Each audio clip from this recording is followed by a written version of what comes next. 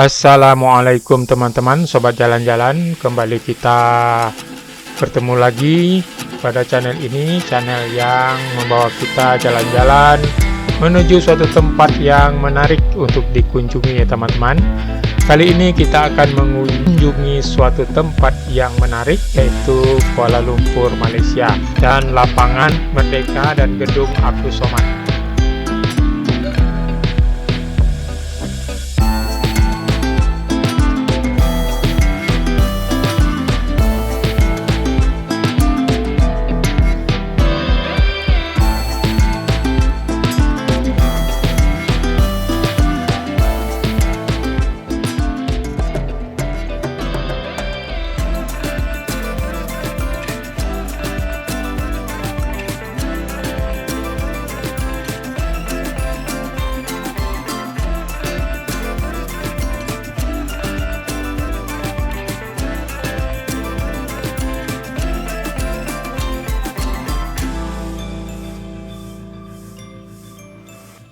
Perusahaan diterima pada waktu tersebut sangat besar dan bernilai. Ialah pembangunan Kuala Lumpur pada ketika itu.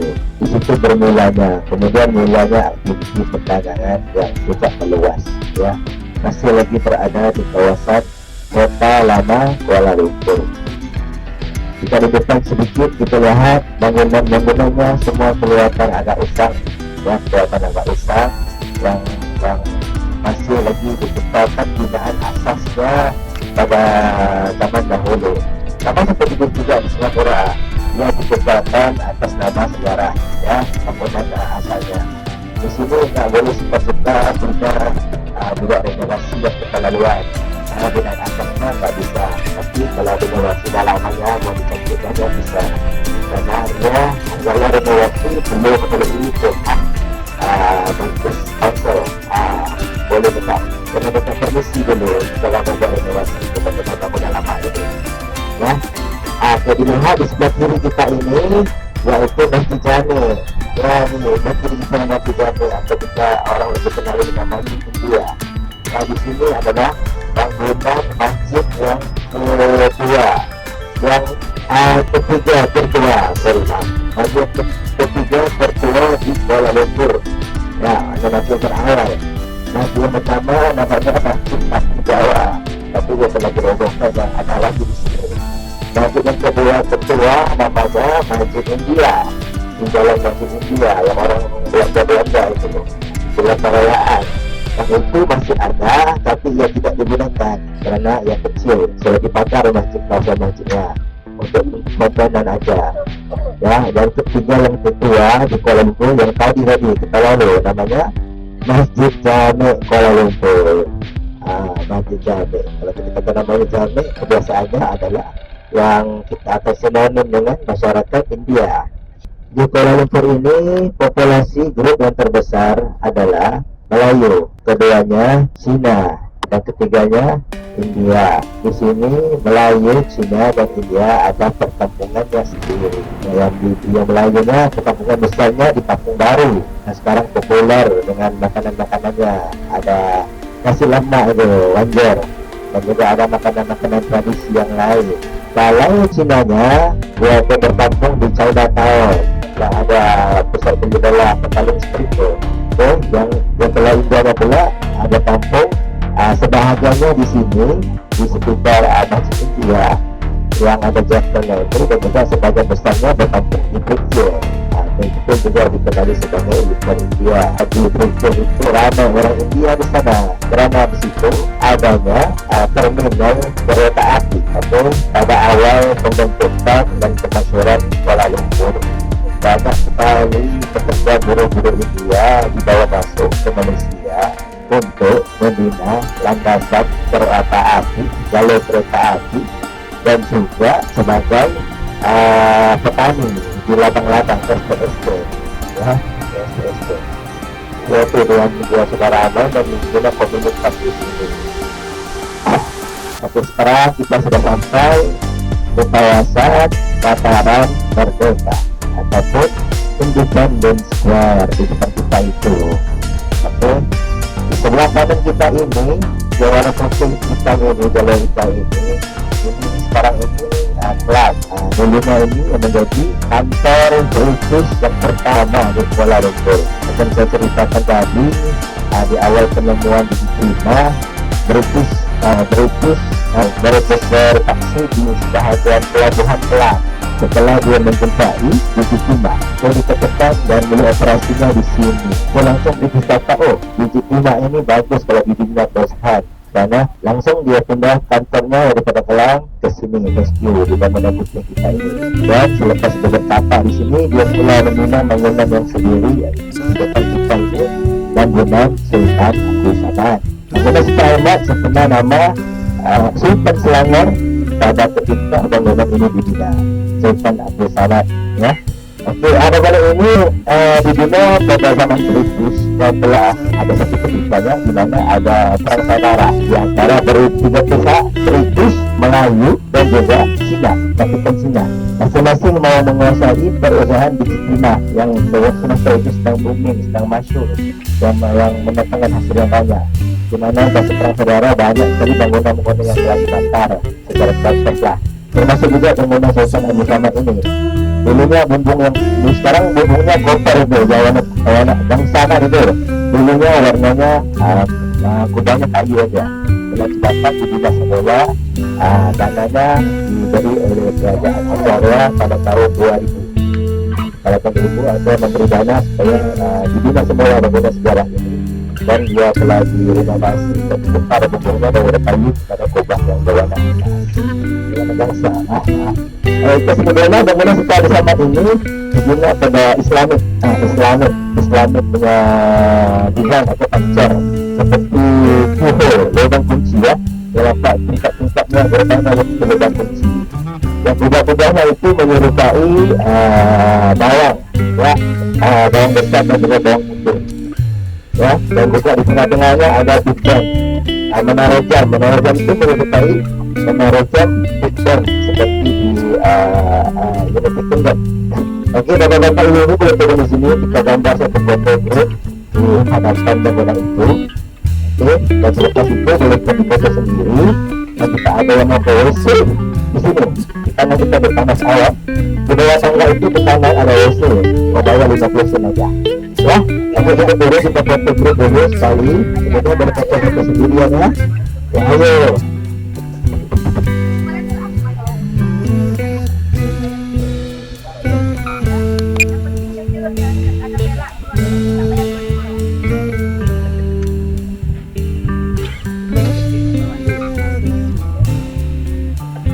Teman-teman, lapangan Merdeka adalah lapangan tempat selalu setiap tahun diadakan upacara kemerdekaan Malaysia dan adanya pawai karnaval militer di tempat ini.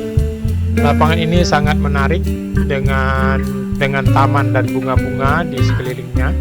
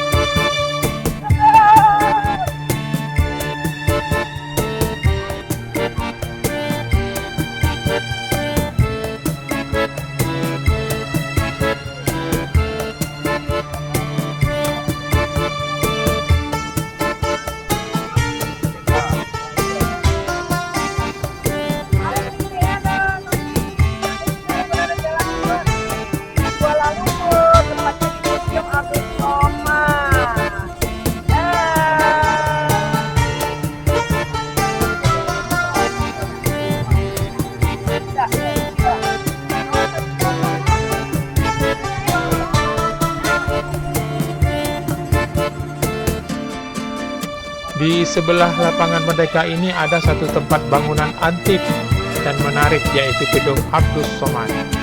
Gedung antik ini dibangun pada tahun 1897 sebagai pusat pemerintahan Inggris Nama gedung ini diambil dari nama Sultan Selangor yang berkuasa pada saat itu, yaitu Sultan Abdus Somad. Sekarang gedung ini berfungsi sebagai gedung pemerintahan Kementerian Informasi dan Komunikasi Kebudayaan Malaysia. Bangunan gedung ini sangat menarik karena arsiteknya bergaya Islami seperti yang terdapat di Pakistan, India, dan Maroko. Seperti gaya bangunan Masjid Mas'ud Medan yang juga dipengaruhi oleh gaya kerajaan Mughal India. Pembangunan masjid yang di Medan dengan bangunan Sultan Abdus Somad ini sepertinya sezaman. Mungkin juga bangunan ini sudah menjadi trending pada saat itu, ya teman-teman. Juga apabila kita lihat Istana Siak Sri Indrapura, juga sepertinya sezaman ya teman-teman, bangunannya mirip-mirip pintu dan jendelanya. Sebelum masuk ke pintu utama dari selasar bangunan ini ya teman-teman, bangunan ini ditopang sederetan tiang-tiang dari susunan bata, yang di antara satu tiang dengan satu tiang yang lain membentuk penyangga yang melengkung mirip seperti bangunan bergaya Spanyol, tetapi agak sedikit gaya Islami dari Moor yang melengkung seperti lubang kunci, dan di atas meruncing seperti menggambarkan sebuah kubah masjid.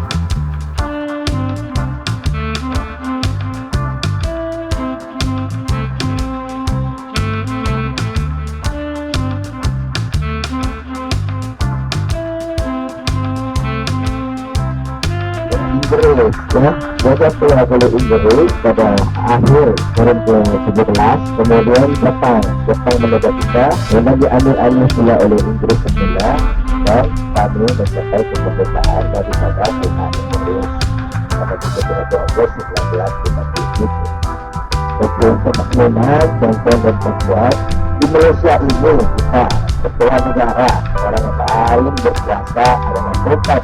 Ya, Sultan itu di Malaysia ada 9 negeri yang ada sultan, ya, Johor, Melaka, Johor, Pecah, Perak, Perlis, Terengganu, Kelantan, Pahang, dan ada beberapa lagi ya. Tapi ketua negara itu sultan akan dipilih-pilih mutar-mutar setiap 5 tahun dia berputar. Sekarang gilirannya sultan dari negeri Johor yang kita begitu dari penggunaan negeri, namanya sultan kita yang ketua, jadi yang Tuan Agung. Di bawah kuasa Sultan atau yang di Tuan Agung adanya menteri, perdana menteri, karena kita mengamalkan sistem parlimen demokrasi berparlimen. Ada perdana menteri itu kerajaan yang memerintah dipilih oleh rakyat.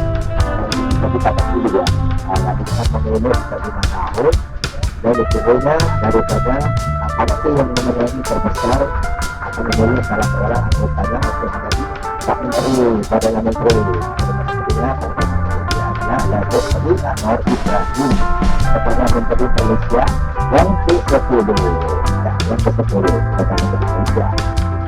Oke, sekarang kita masih lagi berada di Kota Lama Kuala Lumpur, ya, Kota Lama Kuala Lumpur. Dan di sebelahan kiri ini kita namanya Sungai Kelang, ya, Sungai Kelang.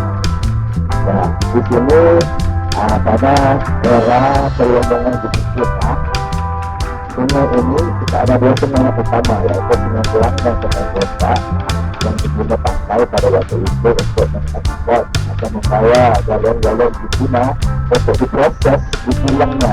Kilangnya dulu lokasinya di belakang bangunan tadi tuh, Sultan Abdul Somad. Belakang bangunannya didirikan 1 kilang untuk memproses di Cina, dan lanjut akan dibawa ke pelabuhan Kelang melalui Sungai Kelang yang akan disambung sampai ke laut tuh, yang 20 juta tadi tuh. Ya, di situ di zaman dahulu pengangkutan utamanya adalah pengangkutan air, ya, pengangkutan air. Dan kemudian pengangkutan kedua yang sudah ada adalah pengangkutan darat. Tapi di waktu itu pengangkutan daratnya kurang sesuai untuk perdagangan, karena nggak ada kereta, nggak ada mobil bermotor, ya, semuanya ada kendaraan berkuda yang ditaruh dengan sapi, ya, sapi lebih banyak, itu nggak sesuai dengan perjalanannya jauh. Digunakan pengangkutan air untuk membawa bahan-bahan dagangan bahkan berkebutuhan di Cina langsung ke kapal besar di Port Kelang, ya. Kita masih lagi di Kota Lama. Kalau dilihat di kiri kanan kota lama ini ada juga bangunan-bangunan baru, gedung-gedung di Cina, tapi yang mana yang ada kota lamanya itu masih dikekalkan atas dasar sejarah, sama juga di Singapura ya, atas dasar sejarah. Di kota besar ini masih wujud lagi perkampungan kecil, rumah-rumah lama. Rumah-rumah lama itu letaknya di perkampungan Melayu, yaitu di Kampung Baru. Kalau siapa yang pernah pergi ke Kampung Baru, banyak lagi rumah-rumah papan di sana, ya, rumah-rumah asli papan di sana. Karena apa? Kerajaan, pemerintah ingin membangunkan kawasan tersebut, ingin bongkar, kakinya disebabkan.